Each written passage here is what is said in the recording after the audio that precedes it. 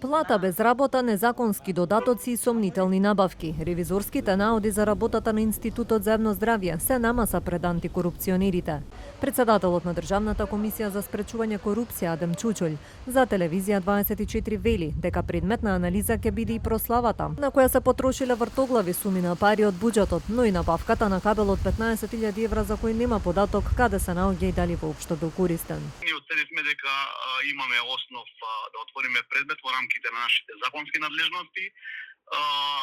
Најнапред да го видиме целосниот извештај на Државниот завод за ревизија, дополнително со оглед на фактот дека слушнавме дека и МВР имаат отворено предмет, ќе бидеме во комуникација и со Министерството за внатрешни работи и со јавното обвинителство да видиме по кои наводи тие ќе постапуваат и од тоа ќе зависи и нашето постапување. Од МВР веќе потврдија дека документите се доставени кај нив уште минатата година, но предметот е се уште во предистражна фаза и не се откриваат повеќе детали. Додека пак од финансиската полиција велат дека управата би се вклучила во случајот ако обвинителството го побара тоа.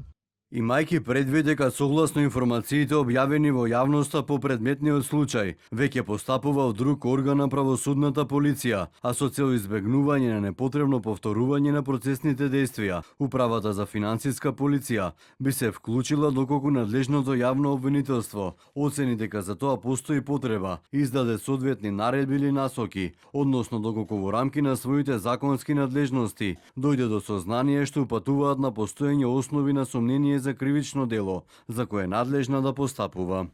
Освен во Институтот за јавно здравје, државните ревизори открија слични вакви неправилности во Министерството за политички систем, во Академијата на суди и јавни обвинители, како и во други државни институции. Сепак, според експертите, без конкретни казни, судски одлуки, плаќање одштета, не може да се очекува подобрување на состојбите и сузбивање на корупцијата.